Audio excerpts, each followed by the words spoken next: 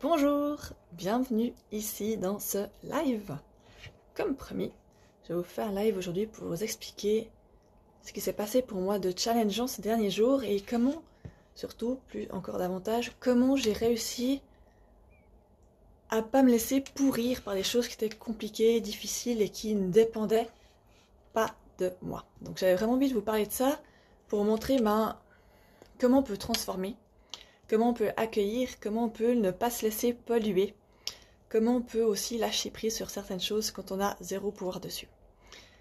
Et à la fin de ce live, je vous parlerai aussi, je vous ferai la grande annonce de notre projet secret, entre guillemets, moyennement secret, pardon, je viens de tousser, moyennement secret parce qu'il y a déjà plein de personnes qui sont au courant, mais je vous parlerai officiellement de ce nouveau projet familial qui va bientôt débuter et qu'on sait maintenant que c'est ok pour nous et on a trop hâte. Donc si tu écoutes ce live en direct ou en différé, je reste jusqu'à la fin pour savoir ce qui va se passer pour nous. Donc voilà, si tu arrives ici, fais-moi un petit coucou, un petit hello, fais-moi un petit hashtag replay si tu écoutes ça en rediffusion. Fais-moi en tout cas savoir que tu es passé par là, ça me fera plaisir de pouvoir échanger avec toi. Donc, ce qui se passe, c'est que nous, on a ce fameux projet familial qu'on a décidé mi-juillet. Donc c'était très rapide, très fulgurant, si on peut dire. Moi, je suis quelqu'un qui prend les décisions très vite, qui ne se laisse pas trop diriger par mes peurs depuis toujours. En fait, j'ai une grande confiance en la vie, qui fait que quand je décide quelque chose, j'ai envie que ça aille vite. Je suis très impatiente et j'aime bien, je décide, je mets les choses en place et let's go. Là, il se trouve que déjà moi et mon mari, on n'a pas le même rythme. On n'a pas la même confiance en la vie, on n'a pas les mêmes peurs. Donc j'ai déjà dû lâcher le fait que lui, ça allait lui prendre plus de temps pour prendre ses décisions que moi. Ça, c'était la première chose. Donc accepter que chacun a son rythme qui est différent, accepter que chacun a ses peurs, qu'on peut échanger, mais qu'on ne peut pas influencer l'autre et qu'il doit faire son propre cheminement pour arriver à la même décision que nous. Ça, c'était hyper important parce que, comme j'ai dit, on a encore parlé hier, j'ai dit, ce qui est hyper important pour moi, c'est que ça soit notre projet. Et non pas que ce soit mon projet et que toi, tu suives parce que tu n'as pas le choix. Je n'ai pas envie que toi, tu subisses mes décisions en moi. J'ai envie que ce soit vraiment des décisions qui sont communes. Donc, c'était hyper important pour moi qu'on échange et qu'on prenne les deux la même décision ensemble ou alors qu'on change de décision si ça ne nous convenait pas à l'un des deux. Mais pour moi, c'était vraiment super important que les deux soient 100% ok avec ce qu'on allait mettre en place. Ça, c'est la première chose. Ensuite, la deuxième chose, c'est que cette décision qu'on a prise au final tous les deux, mi-juillet, elle impactait l'extérieur. Ou plutôt dépendait de l'extérieur, ça dépendait du travail de mon mari. Il fallait prendre des décisions par rapport à ce travail, et puis ces décisions, nous, on pouvait nous faire des demandes, mais après, les réponses, c'est pas nous qui les prenions. Donc, ce qui fait que ça fait depuis début août qu'on est en parlementage, ça se dit pas, mais bref, vous avez compris, qu'on échange, qu'on essaye de trouver des solutions avec le travail de mon mari, qui sont pas d'accord avec ce que nous on veut, que nous on essaye de lutter, si on peut dire, de nous affirmer dans ce qui est juste pour nous, de ne pas laisser passer les choses qu'on ne trouve pas acceptables. Et ça a pris 1 mois pour que une décision soit prise, hier seulement, et qu'on se mette d'accord. Et se mettre d'accord, ça fait que nous, on a dû lâcher du lest, on a dû lâcher prise sur certaines choses parce que on s'est mis d'accord sur quelque chose qui n'était pas du tout notre projet de base. On s'est mis d'accord sur quelque chose qui était moins long, plus tard. Donc, c'était pas comme on avait imaginé. Et je veux vous partager comment on a vécu ça parce qu'au final, ça n'a vraiment pas été facile. Moi, j'ai ressenti beaucoup d'injustice par rapport à ce qui s'est passé. Beaucoup d'impuissance aussi parce que j'avais aucune influence. Je côtoie pas ces gens qui ont pris des décisions pour nous. C'est mon mari qui les côtoie. Je les connais pas. Je peux pas discuter avec eux. Je peux pas mettre en avant mon avis. Je peux pas échanger pour essayer de comprendre ce qui se passe pour eux. Moi, je subis, je mets bien ça en guillemets parce que je choisis de ne pas subir justement, mais je subis au final des échanges où je ne suis pas là, je subis des décisions de personnes que je ne connais même pas, et pour moi ça c'était vraiment difficile à accepter en fait, difficile à accepter surtout que pour moi c'était pas compréhensible ce qu'ils nous partageaient, et c'était carrément irrespectueux, franchement il y a des trucs qui ont été vraiment irrespectueux, et pour moi c'était vraiment difficile d'accepter ça. Donc, qu'est-ce qui fait qu'au final, j'ai pu accueillir ce qui se passait et transformer? Ça fait que j'ai ressenti ces sentiments d'injustice et ça m'a mis vraiment très en colère. Parce que pour moi, l'injustice, c'est réveiller de la colère, comme chez la plupart des gens d'ailleurs. Donc vraiment de la colère et cette envie de lutter, de me battre pour quelque chose qui n'était pas acceptable et pour montrer quelque chose qui...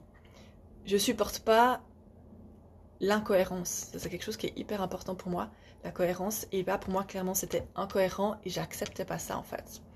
Et j'étais vraiment dans on se bat, on ne laisse pas tomber, on n'accepte pas quelque chose qui n'est pas cohérent et qui n'est pas juste pour nous. Et cette colère, j'ai vraiment pu l'accueillir puis se dire ok, je suis en train de vivre cette colère-là, je l'accueille à plein tube. Je vis ce que j'ai à vivre avec ça, c'est ok, j'ai le droit de me sentir en colère, j'ai le droit de trouver ça injuste et c'est ok. Et le fait de pouvoir l'accepter, de ne pas lutter contre, ça fait qu'elle n'a pas duré longtemps, vraiment pas longtemps du tout. Et ensuite, j'ai pu aller voir ce qui était acceptable pour moi et comment on pouvait faire avec. Donc ça a été accueillir mon émotion, la première chose. La deuxième chose, c'était de travailler vraiment beaucoup sur nos pensées. Beaucoup sur nos pensées, c'est-à-dire qu'est-ce que ça provoque chez moi comme pensées qui viennent là maintenant, quelles sont les croyances qui arrivent. Est-ce qu'il y a peut-être la croyance que si ça se fait pas, c'est que ça doit pas se faire? Ou que peut-être qu'on baste parce qu'au final, c'est pas juste pour nous? Ou que peut-être ce que disent les autres de nous, ils ont raison. Toutes ces croyances qu'on peut avoir et que si on a conscience, on peut se dire non, c'est pas vrai.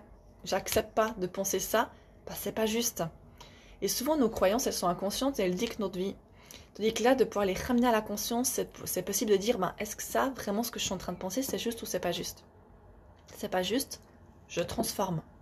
Donc j'ai été hyper attentive à la manière dont les pensées venaient dans ma tête et à transformer tout ça pour éviter d'être dans des émotions inconfortables et dans des pensées qui étaient inconfortables pour moi. Pour transformer au fur et à mesure, pour éviter de se laisser diriger par des choses qui étaient vraiment des pensées de cac. Genre, c'est tous des cons, ou personne nous comprend, ou ça peut être des choses comme ça.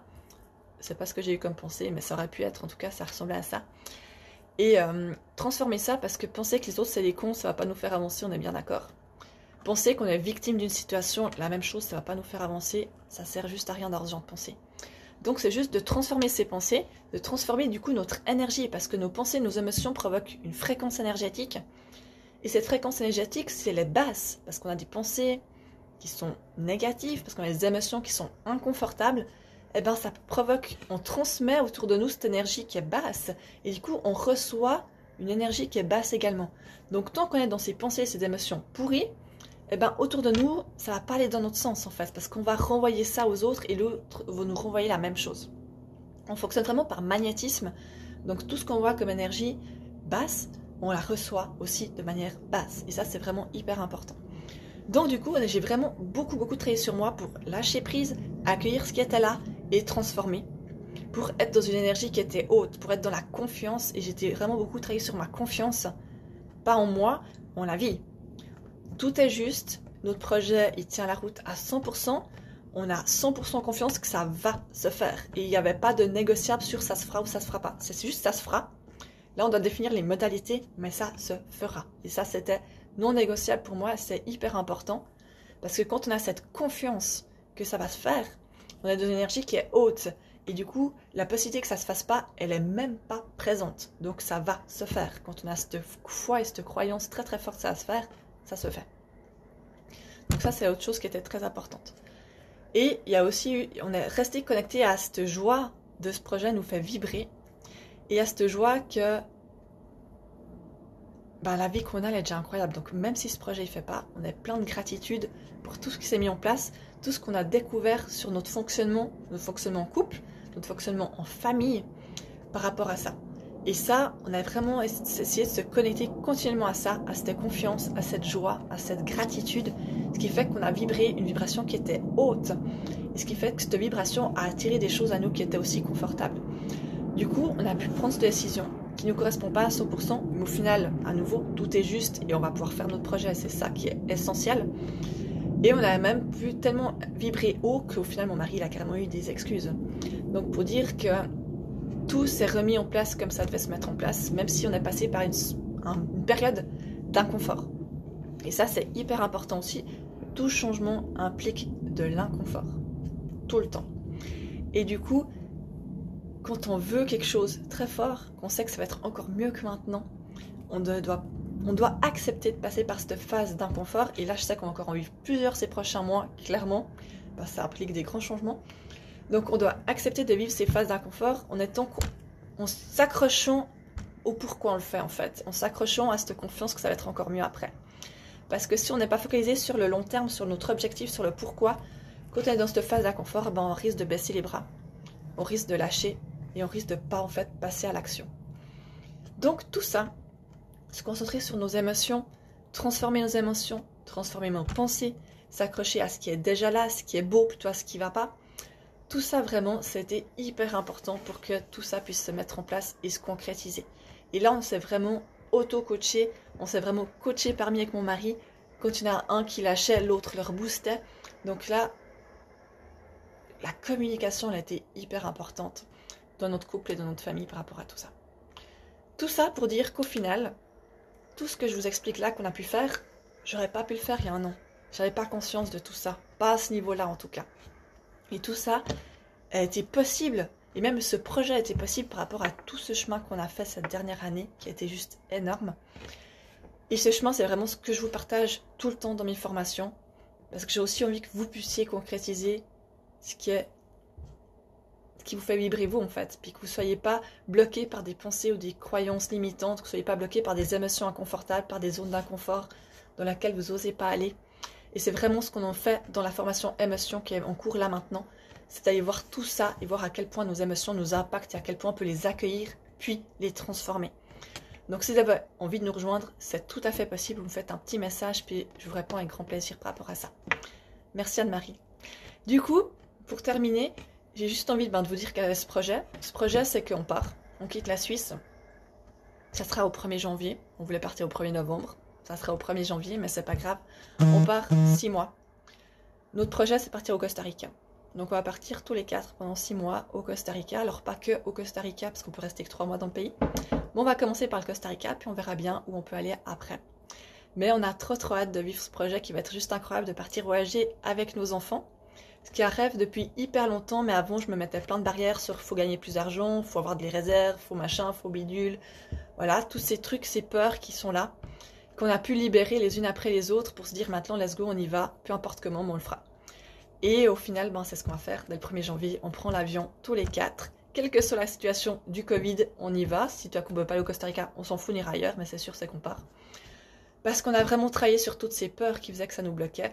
Et maintenant, on peut dealer avec en fait. C'est pas dire qu'on n'a plus de peur, bien sûr qu'on a des peurs, c'est clair, on va continuer à en avoir, on va continuer à vivre des moments d'inconfort, mais tout ça, on sait qu'on est capable de dealer avec. On sait qu'on a l'intelligence émotionnelle pour faire avec et que ça ne nous bloque pas, que ça ne nous empêche pas de vivre nos rêves. Et clairement, ça c'est un de mes rêves, ça faisait partie de ma bucket list, partir voyager plusieurs mois avec mes enfants, partir vivre au bord de la mer pendant un moment. Et là, on va pouvoir faire tout ça. Donc, ça va être juste incroyable. On a trop hâte de vivre ce projet, même si à nouveau, il y a beaucoup d'incertitudes. Il y a beaucoup de peur par rapport à tout ça, surtout pour moi, parce que je vais gagner de l'argent pour faire vivre ma famille pendant 6 mois toute seule. Donc oui, bien sûr, ça fait peur. En même temps, il y a cette confiance qui est encore plus forte que la peur. Et quand il y a ces peurs qui sont là, c'est toujours de se connecter à cette confiance que ça va le faire, puis que tout va bien se passer. Oui, il y aura des moments qui seront challengeants. C'est juste la vraie vie. Dans la vie, il y a tout le temps des moments qui sont challengeants. Et décider de faire quelque chose qui sort de notre zone de confort, il y a encore plus de moments qui sont challengeants. Il y a encore plus d'inconfort qui va être vécu par rapport à cette situation. Clairement, on doit louer notre maison, on doit trouver quelqu'un. On est en train de faire du tri, on est en train de faire des travaux pour que notre maison elle soit nickel. Donc oui, et tout ça, ça va être challengeant, clairement. Mais en même temps, ça en vaut la peine parce que ces moments d'inconfort qu'on va vivre, qu'on a déjà vécu et qu'on va vivre ces prochains mois, c'est pour vivre un truc qui est juste incroyable. Et juste de savoir qu'on va pouvoir vivre ça, ça va nous booster parce qu'on a confiance que tout ce qu'on va devoir mettre en place ces prochains mois, ça en vaut la peine en fait.